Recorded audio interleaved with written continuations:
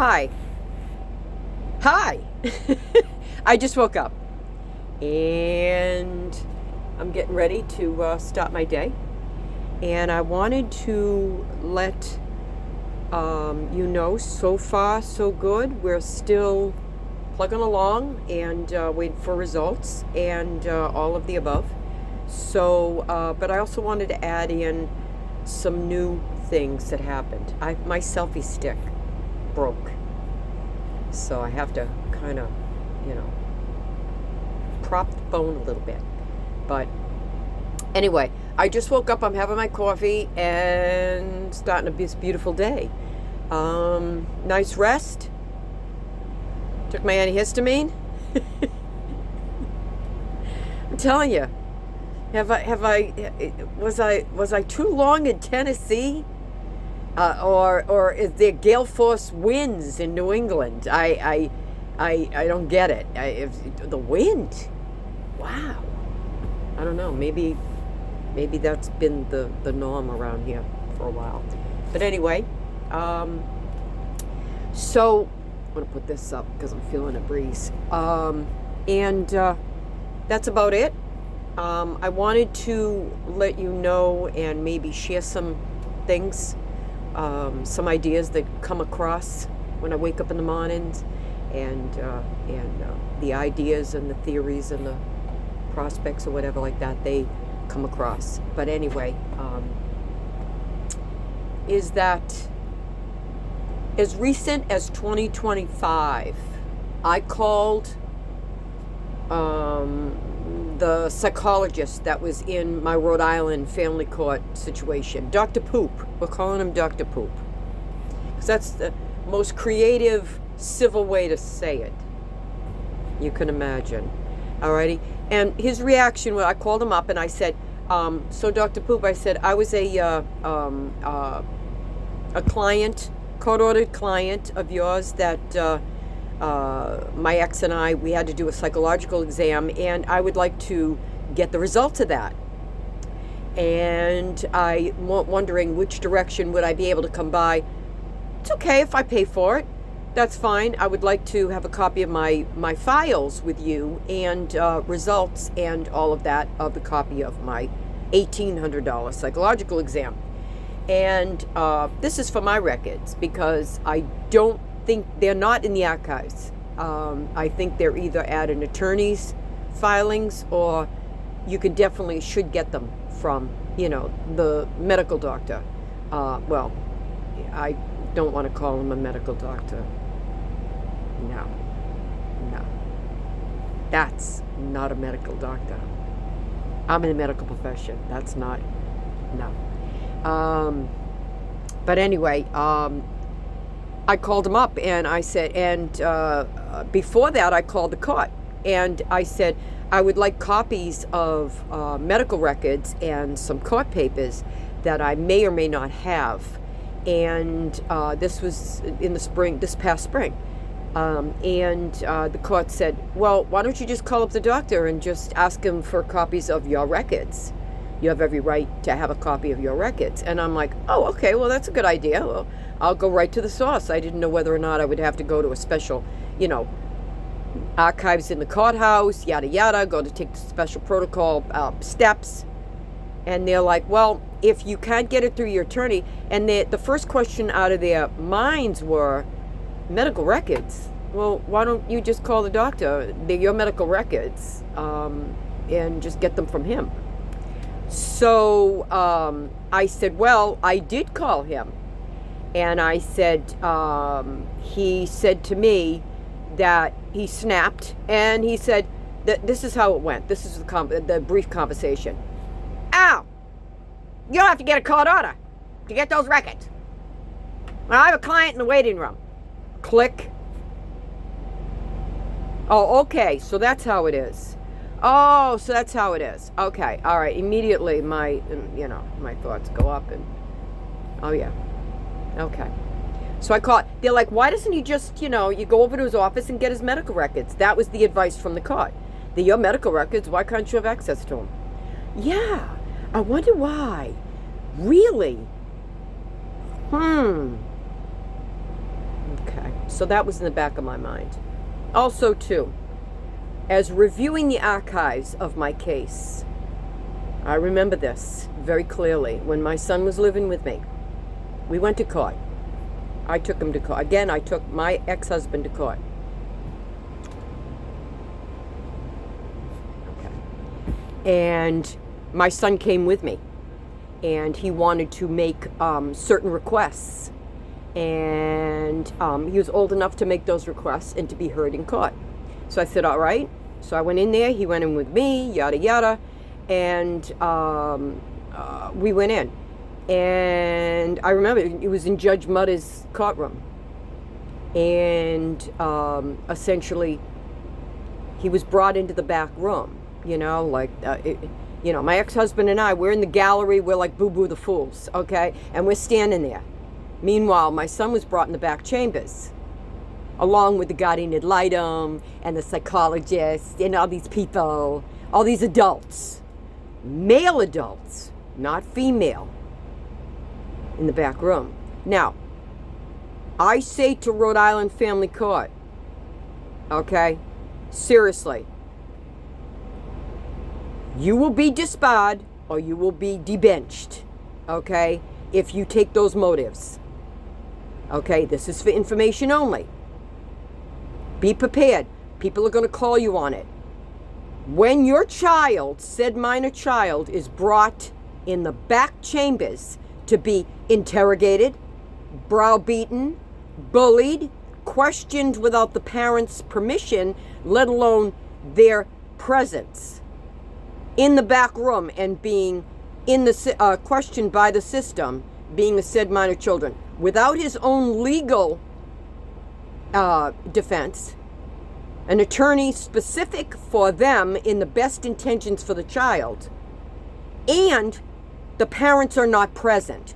They're present in the court, in the gallery, or they're told to go out in the hallway. But why is a child being brought in a back room and being questioned? Because my son was smart enough, okay, and intelligent enough, which he's always been from day one. He's brilliant. He's my masterpiece. And again, that's against the law. People that are going through family court now, I can't redo history. Believe me, I would love to go in a time machine and redo history, because all of this and everything that happened wouldn't have happened. Wouldn't have happened. 20 years ago, I was not like this. But through it all, and going down this road again, okay? But what I'm doing is I'm sharing information. Now, I'm not an attorney, okay? But I'm a parent, and now I'm a grandparent, okay? That speaks volumes on everything, okay? Don't do that. And this is for not necessarily me dictating what court agents, government agents do. This is information for parents. This is information, see my left hand? This is for parents that are going through the family court system, okay? Do not let your said minor child ever be bullied by the likes of court agents without their own representation. It's not the best intentions for the said minor children. And also, too, it's not on every level. They're supposed to have their own representation, and they're always supposed to have a parent present, no matter what, in whatever form and venue. It doesn't matter. Now, luckily, my son was the way he was, and he just really questioned everything. My children are very, very intelligent. Okay? So don't ever allow your children to be placed in that situation. They don't need to be placed in a situation for picking, who they want for dodgeball in the courtroom. The father against the mother parents against the father. They are the parents, grandparents, foster families, whoever is in charge of raising that child. okay, needs to stand up, needs to be there. You ever see that movie, The Client, with Susan Sarandon and Tommy Lee Jones? Yeah. That child was brilliant. Brilliant. Okay? And luckily for him, he had the street smarts to deal with that. Okay? But it happens. Don't be brutalized. Don't allow your children to be brutalized through this system. Remember, you are the parents. And you fight for them. You fight for them for as long as you have a breath in your body. Legally and lawfully. I'm not talking about violence. I'm not talking about doing anything illegally or threats or anything. I'm not talking about that. I didn't do any of that. All right? Fight on the same ground and get some court orders. Get something in your favor. Remember, you are the parent. You are the future grandparents. This is your bloodline, your lineage. You fight like hell. And these people are wrong. They don't have the best intentions of your said minor children. Remember this. Always remember. Our Father. I don't know what kind of religious situation you're in or whatever you believe in. I'm no Bible thumper. I'm not a Bible thumper. I'm not trying to give you some religious, information. But what you want to do is, like our Father looks down at his children, made in his image. Not through our behavior. Our behavior is despicable. But made in his image. Okay? According to his Son. And along with his Son, Jesus, who walked this earth. He was a cool guy. I would have walked the desert with him. Absolutely. I bet you he was fantastic back in his day. Yeah, I bet you. Bedouin, bohemian, hippie, but spreading the word of God, no less. But his Father looks down at us, his children, and says, hey, that one over there, we'll go check over there. We'll check. Oh, okay, all right, she's doing okay. She's hanging there. Okay, all right. All right, this one over here, he or she's flailing over there. All right, and sends his angels down. Go help that one over there. That one needs a little help, needs a little pick-me-up and help. That's what he does. He's a shepherd of our life. That's what parents do, especially as children get older and they become adults. You don't helicopter. You go over and you go, okay, all right, they're doing fine over there. Okay, great. Love you. Absolutely fabulous. Go visit. This one over here needs a lot more support, needs some emotional pick me up, yada, yada. And you go over and you help them. And you're like this as a parent. You're like, okay, all right, this one needs a little pick me up. And I'm not talking about money. I'm not talking about stuff. I'm talking about moral and emotional support. They need you to be there. They need you to be there. Be there. You may, and make sure that they're safe, they're healthy, they're doing the right thing, and all of that. They might not express it. They may be in a certain developmental stage that they're not expressing it. Okay, but you feel it. But you do it anyway. Because I'm speaking as a mommy. Because I'm mommy. Come hell or high water. I'm mommy. I'm ma. Of course everybody likes to be supported financially and get all the stuff and this and that. That's not teaching them true grit. That's not teaching a child to survive. That's not teaching them, listen, you've got to make it, and this is what it is. Life sometimes will kick you in the behind. But you'll be all right because I love you and I'm there for you. Okay? It's almost like that old adage of teach a person how to fish. They can eat for a lifetime. You give them a fish, they'll eat for a day. Teach them how to fish. Teach them how to survive when it gets bad. Because it might. Teach them how to survive, how to survival skills, tools, life tools. That's what they're going to live on. Okay? So I told you a couple scenarios, maybe bits and pieces of information, all of the above.